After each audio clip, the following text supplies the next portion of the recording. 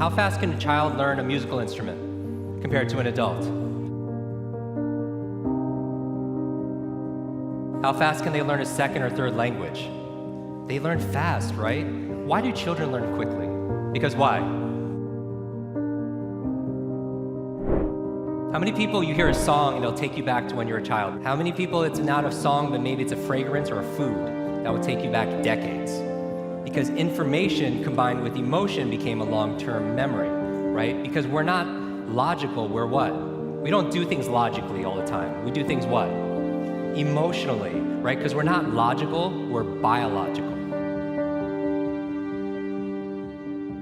Everyone wants to write this down. All learning is state dependent. That the emotional state that you feel when you're learning something gets anchored to the learning. Does that make sense? By the way, what was the state that you felt back in school? Bored, and the other half of the class is like confused, right? Now, on a scale of 0 to 10, what's boredom? 0. Anything times 0 becomes what? 0, and that's why a lot of people don't remember what they learned. It's the emotional state. Do that make sense? We said that children are the fastest learners, right?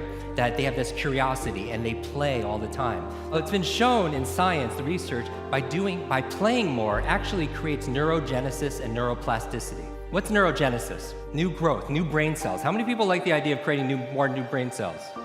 What about neuroplasticity? What does that mean? More connections. So intelligence, in a way, is not necessarily, like Einstein didn't have a bigger brain than anyone here, but in certain areas of his brain, he had highly connectedness. He did these thought experiments where he would put himself in these brainwave states, specifically theta state. That's the state that you're in when you shower. That's the theta state. That's a relaxed state of creativity. You're inspired. You come up with new ideas. New things come out of you, right? So he had more connections in certain areas. And so you could promote that by playing more. We live in an age where it's not your muscle power, it's more your mind power. So the faster you can learn, certainly the faster you can earn, but not just financially, in all the areas of your life. I remember recently, I got to introduce two of my modern day superheroes. It was Richard Branson and Stan Lee. And we're going to dinner. I remember asking Stan, I was like, I have to know, you've created all these incredible superheroes. Who's your favorite? And he looks at me without a blink, he's like, Iron Man. I'm like, that's awesome. And then he's like, Jim, who's your favorite superhero? So I was like, Spider-Man. And without a pause, he says, with great power comes, the opposite is also true. With great responsibility comes great power. And when you take responsibility for something, you have great power to what? To change things, to transform things, to make things better. Information combined with emotion becomes a long-term memory, right? The state that you learn something and the mood and the feelings that you learn something in gets attached to what you want to learn. I'm gonna give you 6 keys to learn anything faster. You can write these down. I want you to remember, be fast. Be fast. 6 keys to learn any subject or skill faster. So the B in be fast stands for believe. Because if you believe you can or believe you can't, either way, what? Either way, you're right. All behavior is belief driven. How many people here talking about memory? Because memory, forgetting is a state. A lot of people say, oh, I have a bad memory. Right? They always think I have memory, or I have focus, or I don't have focus, or I have creativity, I don't have creativity. I want you to scrap that. Creativity is not something you have, it's something you do. Focus is not something you have, focus is something you do. Memory is not something you have, it's something you do. There is no such thing as a good or bad memory. There's just a trained memory and an untrained memory. Your brain is like a supercomputer, and your self-talk is a program it will run.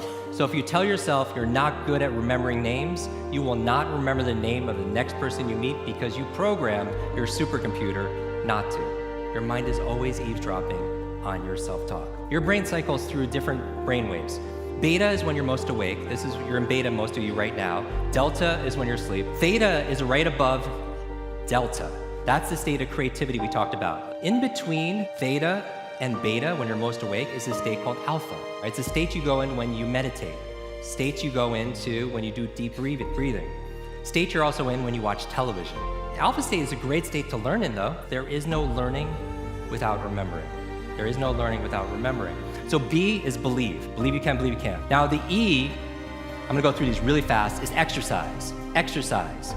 And what I mean by this is I mean physical exercise. Because your brain, the primary function of your brain is to control your movement. as your body moves, your brain grooves. If you want to learn any subject or skill faster, the F is to forget. Forget. And what do I mean by that? A lot of people don't learn faster because they feel like they know it already. So you want to forget about anything else than what you're learning here. The A in FAST stands for active. The active part is learning is not a spectator sport. The human brain and the mind doesn't learn consuming information, it learns through creating it. You take notes, you ask questions, you participate in it. The S in FAST stands for state, that all learning is state dependent. All learning is state dependent. I never want to learn in a bored state, right? Most people, like when they read, they're in a bored state, and people wonder why they don't remember what they read. So control your state. Finally, the T in FAST and B FAST stands for teach. Teach. You learn with the intention of teaching it to somebody else. Does that make sense? If you had to teach this to somebody when you got back home, your team, your family, your friends, would you learn it differently? Yes or yes?